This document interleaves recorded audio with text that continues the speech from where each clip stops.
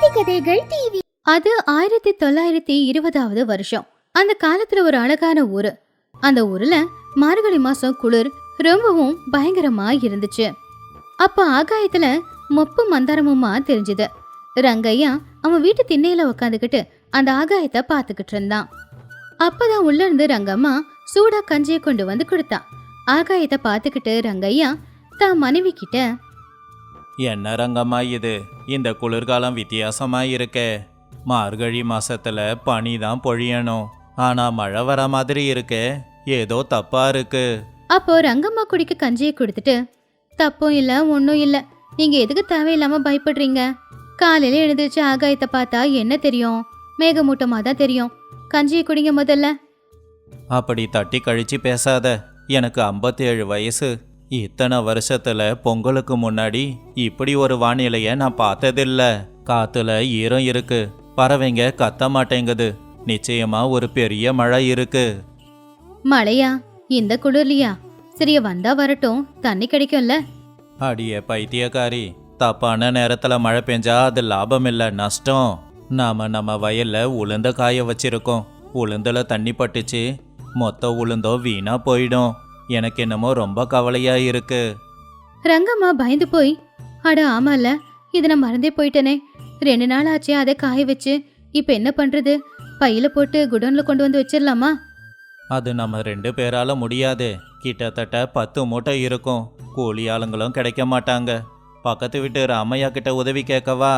அவன் வயல்லையும் நெல்லு காயுதில்ல, ஒருத்தருக்கு ஒருத்தர் உதவி செஞ்சுக்கலாம். அந்த ராமையாவா? அவர் திமிரு பிடிச்சவரு. எனக்கு ஒன்றும் பயம் இல்ல, என் நெல்லுக்கு ஒன்றும் ஆகாது, நான் எதுக்கும் வரல அப்படின்னு சொல்லுவாரு. இருந்தாலும் போய் கேட்டு பாருங்க, ஒருவேளை உதவி செஞ்சாலும் செய்யலாம்.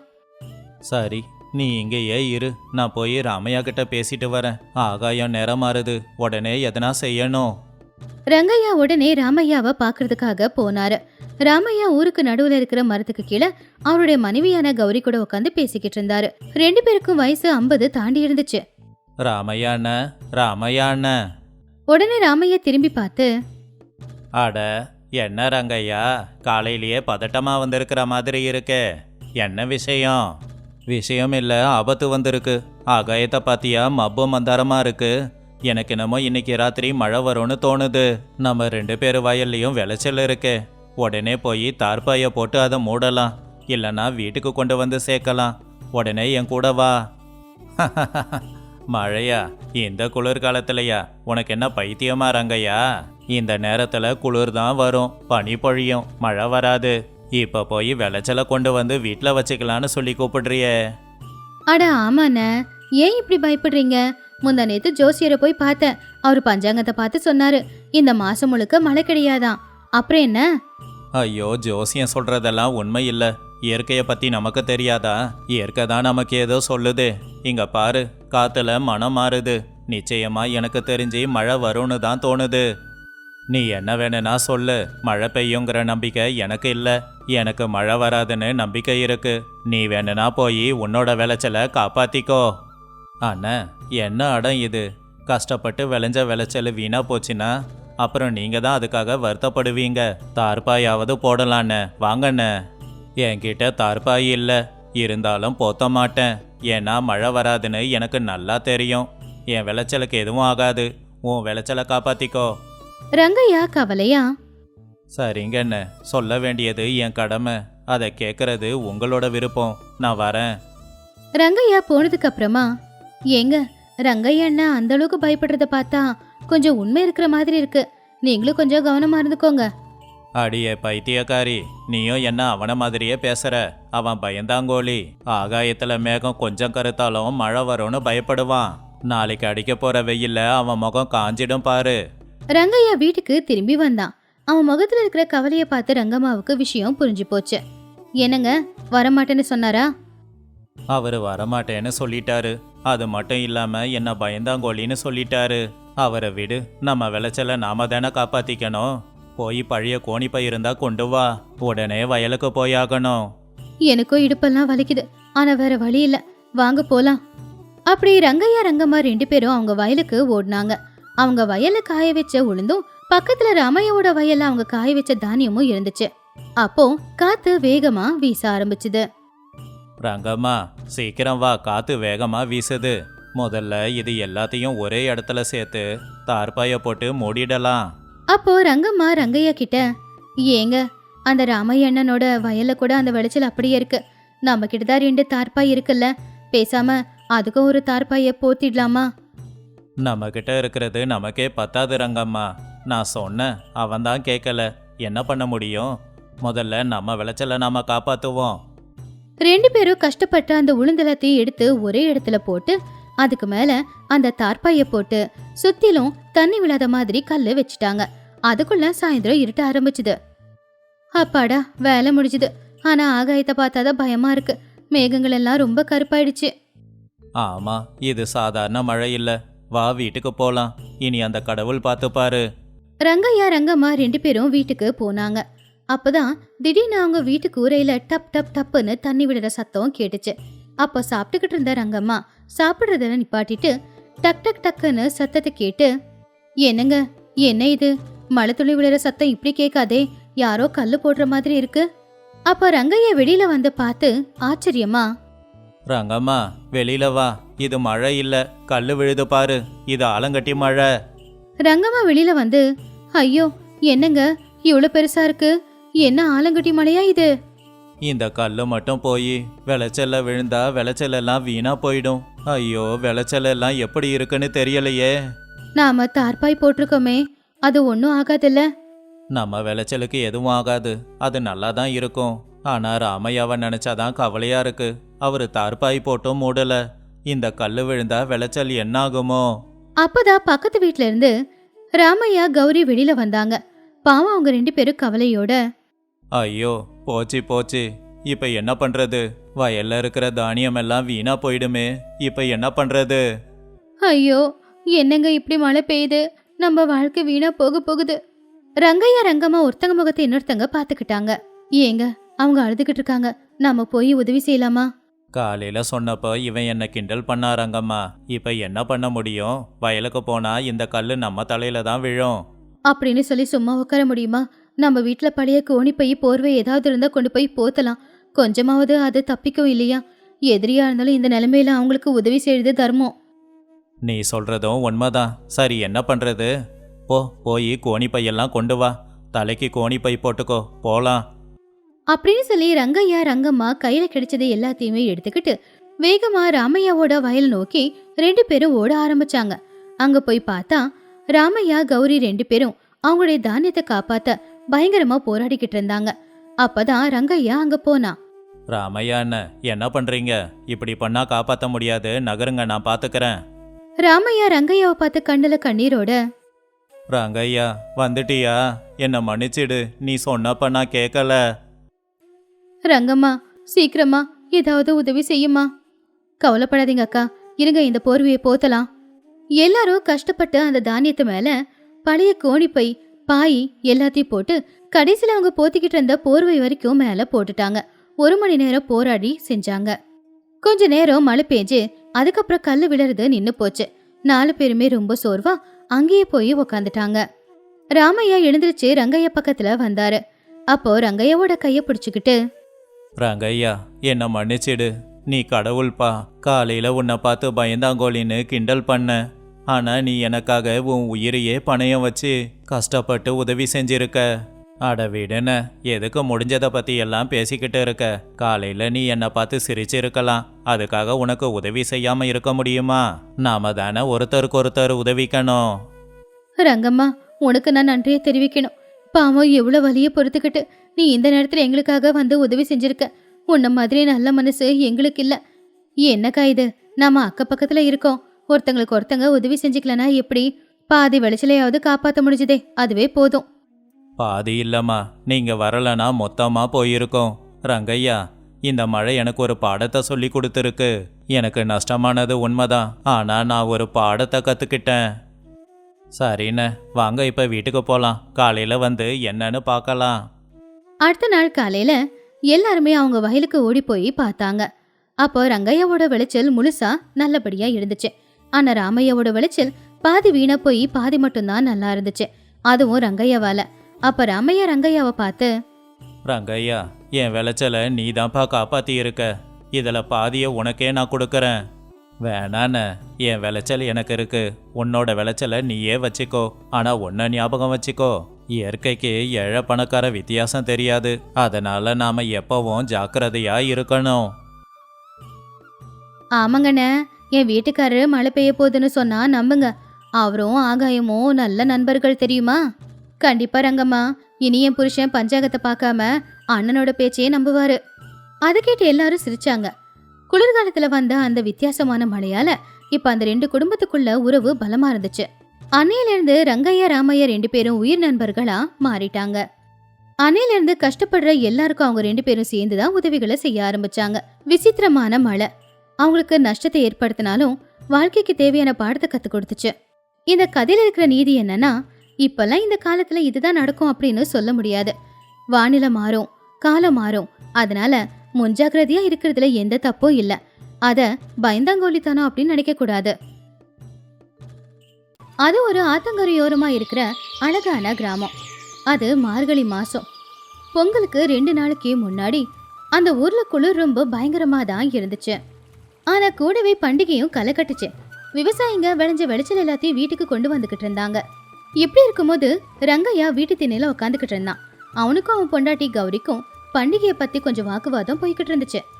ரங்கையா பழைய கணக்கு புத்தகத்தை முன்னாடி வச்சுக்கிட்டு தலைய சொரிஞ்சுக்கிட்டு, ஏண்டி கௌரி, விளைச்சலெல்லாம் நல்லபடியாக தான் விளைஞ்சது. ஆனால் வெளியில் விலைவாசி அதிகமாக இருக்கு. பொங்கல் பண்டிகை கொண்டாடணும் தான், ஆனால் செலவை நினச்சாதான் இதையும் பட்டு பட்டுன்னு துடிக்குது. நீ என்னன்னா இதை வாங்கித்தா அதை வாங்கித்தான்னு பெரிய சீட்டே போட்டு கொடுத்துருக்க. அப்ப கௌரி அரிசி மாவை ஜலிச்சுக்கிட்டே, ஏங்க வருஷத்துக்கு ஒரு தடவை வர பண்டிகைங்க, வீட்டுக்கு சுண்ணாம்பு கூட பூசலனா எப்படி இருக்கும்? அந்த ராமையாவோட வீட்டை பாருங்க, நல்லா சுண்ணாம்பு பூசி எப்படி பளிச்சுன்னு இருக்குன்னு. நம்ம வீடு தான் இன்னும் தூசி பிடிச்சி போய் அப்படியே இருக்கு. அந்த ராமையாவுக்கும் நமக்கும் என்னடி சம்பந்தம்? அவனுக்கு பட்டணத்தில் வியாபாரம் இருக்கு. அவனுக்கு இருக்கிற சொத்துக்கு அவன் சுண்ணாம்பு இல்லை, வீட்டுக்கு தங்க தகடாலிய கூட செவரு கட்டுவான். நம்ம கிட்ட என்னடி இருக்கு? சுண்ணாம்பு அடிக்கலாம், ஆனால் எதனா கலர் பூசணும்னு மட்டும் கேட்காத. முந்தா நேத்து அந்த லக்ஷ்மி அம்மா வந்தாங்க. என்னை பார்த்து என்ன சொன்னாங்க தெரியுமா? ஏடி கௌரி, இன்னும் வீடு இப்படி பாலடைஞ்ச வீடு மாதிரியே இருக்க. முந்தா நேத்து என் புருஷன் கலர் வாங்கிட்டு வந்தாரு, வீட்டுக்கு கலர் பூசி வச்சிருக்கேன்னு சொல்லிச்சு. இந்த தடவை நம்ம வீடும் கலராக தான் இருக்கணும். அப்புறம் அதிரசம் செய்யறதுக்கு ஒரு 5 கிலோ நெய் கொண்டு வாங்க. என்னது 5 கிலோ நெய்யா? அதிரசத்தை எண்ணெயில் பொரிச்செடுத்து மேலே சும்மா நெய்யை தடவுவாங்க. நீ விட்டா நெய்யிலேயே அதிரசத்தை பொரிச்செடுப்ப போலையே. ஆமாங்க, இந்த தடவை அந்த லக்ஷ்மி அம்மாவோட வாயை மூடணும். அவங்க நெய்யில தான் அதிரசத்தை சுட்டு எடுப்பாங்களாம். அதோட ருசி உனக்கு தெரியாதுன்னு சொன்னாங்க. அதான் இந்த தடவை நான் நெய்யில் சுட்டு எடுக்கலான்னு இருக்கேன். பணம் இல்லைன்னுலாம் சொல்லாதீங்க. வீட்டில் இருக்கிற அரிசி மூட்டையை வித்தாவது பணத்தை கொண்டு வந்து பண்டிகைக்கு என்ன தேவையோ எல்லாத்தையும் வாங்கிட்டு வாங்க. ரங்கையா சோகமா, பொம்பளைங்க போட்டி போட ஆரம்பிச்சா சொத்தெல்லாம் கரையோன்னு சொல்லுவாங்க. அது உண்மைதான். உன்னோட விருப்பம். என்ன சொல்றியோ வாங்கிட்டு வரேன். நாளைக்கு அந்த ராமையா போகியை பெருசாக கொளுத்துவான். அப்போ என்ன இழுக்காத. அது உங்களுக்காச்சு அவருக்காச்சு. ஆம்பளைங்க சண்டைக்குள்ள நான் எதுக்கு வர போறேன்? வெல்லம் நல்ல வெல்லமாக வாங்கிட்டு வாங்க. பாகு காய்ச்சணும்ல, நல்ல வெல்லமாக இருந்தால் தான் பாகும் நல்லா வரும். சரி சரி, சந்தைக்கு போகிறேன். நல்லா வெல்லம் நெய்யெல்லாம் பார்த்து கொண்டு வரேன். அடுத்த நாள் காலையில போகி பண்டிகை. கௌரி வீட்டு வாசல்ல அழகா ஒரு கோலத்தை போட்டா. இன்னொரு பக்கம் லக்ஷ்மி அம்மாவும் அழகா கோலத்தை போட்டிருந்தாங்க. அப்போ 2 பேருக்குமே ஒரு வாக்குவாதம் நடந்துச்சு. லக்ஷ்மி அம்மா கௌரிய பார்த்து, அடியே கௌரி, கோலம் மாவு அதிகமா இல்லையா? என்ன அப்படியே கோடிக்கு இருக்கிற மாதிரி கிறுக்கிருக்க? என் வீட்டில் பார்த்தியா அப்படியே அச்சடிச்ச மாதிரி கோலம் போட்டிருக்கேன். கோலமாவு அதிகமாக போட்டால் மட்டும் அது கோலமாயிடாது. மனசார சந்தோஷமா போட்டாதான் அது கோலமாகும். என்னோட கோலத்துல என்னோட திறமை தெரியுது, உங்க கோலத்துல செலவு மட்டும்தான் தெரியுது. பரவாயில்லையே, பேச நல்லா தான் கத்துக்கிட்டு இருக்க. என்ன ரங்கையாவோட பொண்டாட்டியாச்சே, அது கூடவா தெரியாது? சரி, எங்க வீட்டில் நாளைக்கு பொங்கலுக்கு பலகாரம் பல விதமா செய்றோம். உங்க வீட்டில் என்ன செய்றீங்க? வெறும் அதிரசம் மட்டும்தானே? நான் பலகாரம் ஒன்று செஞ்சாலும் அது 40 பலகாரத்துக்கு சமம். எங்க வீட்டில் நான் பயன்படுத்துகிற நெய்யோட மனத்துக்கு இந்த ஊஜனங்க மொத்தமும் என் வீட்டு வாசல தான் வந்து நிற்கும். நீங்க என்ன செஞ்சாலும் அது அவ்வளோ நல்லா இருக்க போதா வீணா போயிடு போது பார்த்துக்கோங்க. லக்ஷ்மி அம்மா மூஞ்சி திருப்பிக்கிட்டு, என்ன வருது எப்படி வருதுன்னு பார்க்கத்தானே போறேன். எங்க வீட்டில் சமைக்க சிட்டியிலேருந்து ஆளுங்க வராங்க. உன் வீட்டில் நீ தான் செய்யணும். நான் பாசத்தோட சமைச்சு கொடுக்குற சாப்பாட்டுல இருக்கிற அந்த சுவை வேலைக்காரங்க செய்யற சாப்பாட்டுல இருக்குமா? என் புருஷனுக்கு நானே சமைப்பேன். பாக்குறேன் யார் சமையல் நல்லா இருக்குன்னு. நாளைக்கு சாயந்தரம் சீர் கொடுக்க வரும்போது சாப்பிட்டு பாக்குறேன். அப்பதான் ரங்கையா ராமையா அந்த பக்கமா வந்தாங்க. அப்ப ராமையா ரங்கையாவை பார்த்து, என்ன ரங்கையா, இந்த தடவை போகி நெருப்பு எங்க வீட்டில் தான் பெருசா இருக்கும். என் தென்னந்தோப்புல இருந்து பழைய தென்னை மரத்தை வெட்டி வச்சிருக்கேன். அந்த நெருப்பு ஆகாயம் வரைக்கும் போகும். அட என்ன ராமையா, நாம வீட்டில் இருக்கிற பழைய பொருளை போட்டு தான் போகி கொளுத்தணும். அதை விட்டுட்டு மரத்தை போய் வெட்டுறது தப்பு இல்லைங்களா? நான் என் வீட்டில் பயன்படாமல் இருக்கிற பொருளை வச்சு தான் போகியை கொளுத்த போகிறேன். ஓஹோ, அப்போ போகி நெருப்பு போட உன் வீட்டில் விறகு கூட இல்லையா? ஏழையோட வீட்டில் போகி இப்படி தான் இருக்கும். சரி, குளிர் காஞ்சிக்கோ. நெருப்பு சின்னதாக இருந்தால் தான் குளிர் காய சுகமாக இருக்கும். பெருசாக நெருப்பு போடுறேன்னு சொல்லி பக்கத்தில் இருக்கிற குடிசைக்கு தீ வச்சிடாதீங்க, பார்த்துங்க. என் இடத்துல நான் நெருப்பு போட போகிறேன், உனக்கு என்ன? நாளைக்கு பாரு, ஊரே என் வீட்டை தான் வந்து பார்க்கும். பார்க்கலாம் ராமையா, நெருப்பு அணைஞ்சி போனால் மிச்சம் இருக்கிறது சாம்பல் தான். அதை பார்த்து யாரும் பெருமைப்பட மாட்டாங்க. அப்போ கௌரி ரங்கையா கிட்ட, ஏங்க அவர்கிட்ட என்ன பேச்சு? உள்ள வாங்க, நிறைய வேலை இருக்கு. அன்னைக்கு சாயந்தர நேரம் ஹரிதாசனுடைய வேஷத்தை போட்டு சில பேர் கையில தம்புராவை பிடிச்சுக்கிட்டு பானையை நெத்தியில வச்சுக்கிட்டு வந்தாங்க. அவங்க நேரா ரங்கையா வீட்டுக்கு தான் வந்தாங்க. ஹரிதாச பாட்டு பாடிக்கிட்டே, ஐயா வணக்கங்க, நல்லா இருக்கீங்களா? உங்களை மாதிரி நல்லவங்க இருக்கிற வரைக்கும் இந்த ஊரில் மழையும் பெய்யும், ஊரும் நல்லா இருக்குங்க. ஐயா, ஹரிதாசன் வேஷம் போட்டு வந்திருக்கேன்.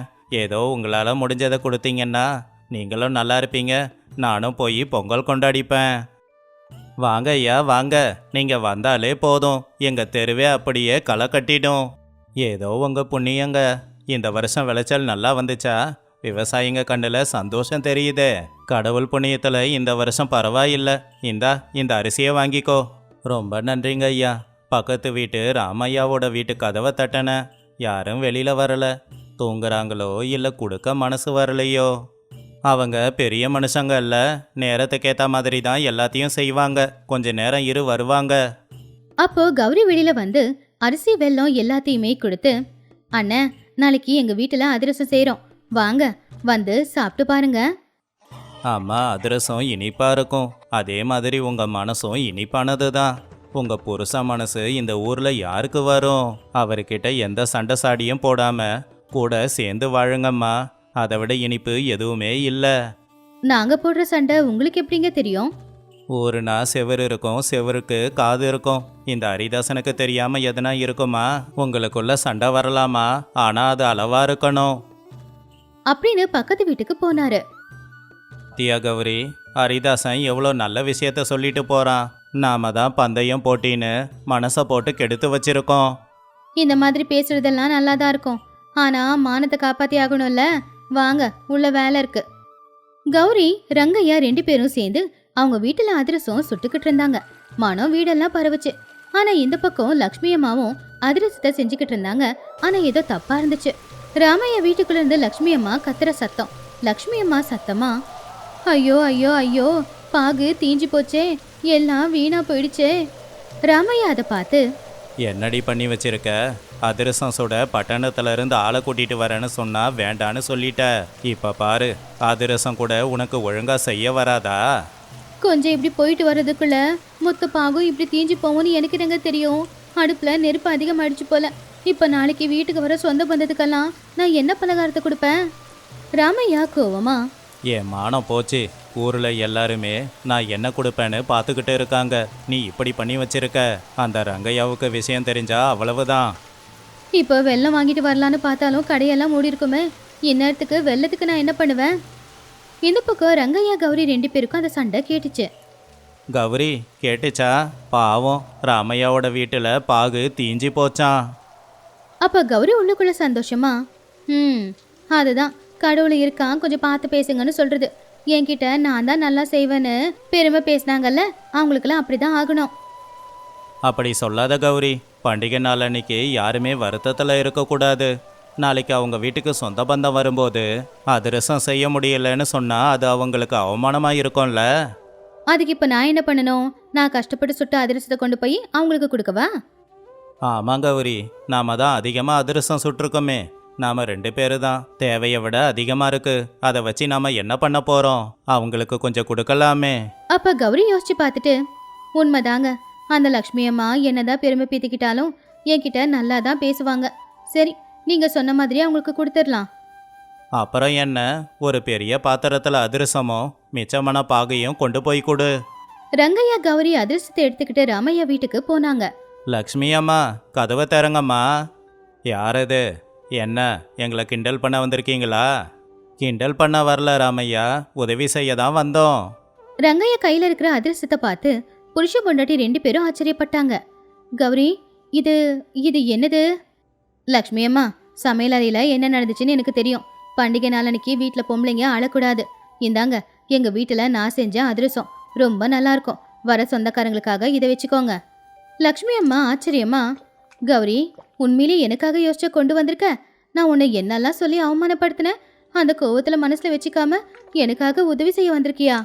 பொம்பளைங்க அப்படின்னா உள்ளுக்குள்ளார போட்டு இருக்கத்தான் வேணும், அது சகஜம்தான். அதுக்காக ஒருத்தங்க கஷ்டப்படும் போது இன்னொருத்தங்க பார்த்து சந்தோஷப்படுறதா? அதெல்லாம் என்னால முடியாது. இந்தாங்க, வர சொந்த பந்தத்துக்கு கொடுங்க. ரங்கையா, என்னை மன்னிச்சிடு. பணம் இருக்கிற திமிர உன்கிட்ட காட்டிட்டேன். போகி நெருப்பு உன்னை விட பெருசா கொளுத்த போறேன்னு சொன்னேன். ஆனா உன் மனசு போகி நெருப்பை விட ரொம்ப பெருசுடா. அட, இதெல்லாம் மனசுல வச்சிக்காத. நாம ஒரே ஊரை சேர்ந்தவங்க, அக்கம் பக்கத்து வீட்டுக்காரங்க. ஒருத்தருக்கு கஷ்டம்னா உதவி செஞ்சு தானே ஆகணும். போகி போடும்போது 2 வீட்டுக்கும் நடுவுல போடலாம். அப்ப நெருப்பு இன்னும் பெருசா இருக்கும். எல்லாருமே நம்ம வீட்டை தான் பார்ப்பாங்க.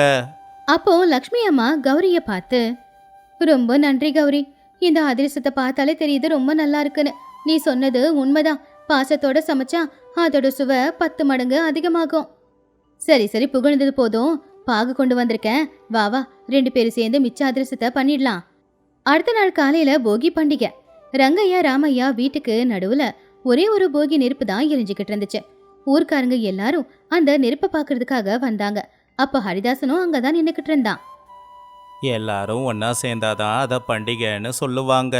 அதை இந்த 2 குடும்பத்தை சேர்ந்தவங்களும் இன்னைக்கு நிரூபிச்சிருக்காங்க. எப்பவுமே ஒற்றுமை தான் பலம். நமக்குள்ள போட்டி இருக்கலாம், ஆனால் பொறாமை இருக்கக்கூடாது. பொறாமை இருந்தா அது ஒரு மனுஷனோட நிம்மதியை கெடுக்கும், அவனை சுற்றி இருக்கிறவங்க நிம்மதியையும் கெடுக்கும். இந்த பொங்கல் பண்டிகையில் ஊரில் இருக்கிற எல்லாருக்கும் நல்லது நடக்கட்டும். ரங்கையா நெருப்புல பழைய பொருட்களை தூக்கி போட்டு, ராமையா, பாத்தியா, நம்ம 2 பேர் வீட்டு பொருளையும் தூக்கி போட்டா நெருப்பு எவ்வளோ பெருசா எரியுது. ஆமா ரங்கையா, இந்த நெருப்புல பொருளை மட்டும் இல்லை, என் ஆணவம் திமிருன்னு எல்லாத்தையும் போட்டிருக்கேன். அதுவும் சேர்ந்து எரியட்டும். கௌரி, இன்னைக்கு நீயும் அண்ணனும் எங்க வீட்டு விருந்துக்கு வரணும். இந்த வருஷம் பொங்கல் பண்டிகையை எங்க வீட்டுல தான் கொண்டாடணும். கண்டிப்பா லக்ஷ்மி அம்மா, ஒன்னா இருந்தா சந்தோஷமா தான் இருக்கும். அப்ப ரங்கையா ஹரிதாசனை பார்த்து, ஹரிதாசா, உன் பேச்சு உண்மையாயிடுச்சு. பண்டிகையில் எல்லாரும் ஒன்றா இருந்தால் தான் சந்தோஷம் இல்லை. ஆமாங்க ஐயா, பட்டணத்தில் எல்லாரும் எப்படி பொங்கல் கொண்டாடுறாங்கன்னு தெரியாது. ஆனால் நம்ம கிராமத்தில் எல்லாரும் ஊரே குடும்பமாக சேர்ந்து கொண்டாடுறது தான் வழக்கம். அதுதான் நமக்கெல்லாம் பெருமையும் கூட. அதை கேட்டு எல்லாருமே கையை தட்டி சிரிச்சாங்க. போகி நெருப்பை சுத்தி எல்லாரும் உட்காந்துக்கிட்டு குளிர் காஞ்சுக்கிட்டு அவங்க வீட்டு கதையெல்லாம் பேச ஆரம்பிச்சாங்க. இந்த கதையில இருக்கிற நீதி என்னன்னா, ஒருத்தங்கிட்ட பணம் இருந்தா அவன் வேற மாதிரி பொங்கல் கொண்டாடுவான், பணம் இல்லாதவங்க வேற மாதிரி பொங்கல் கொண்டாடுவாங்க. ஆக மொத்தம் எல்லாருக்குமே பொங்கல் அப்படிங்கிறது ஒரு பண்டிகை. அது பணம் இருக்கிறவனுக்கா இருக்கட்டும், பணம் இல்லாதவனுக்கா இருக்கட்டும் ஒண்ணுதான்.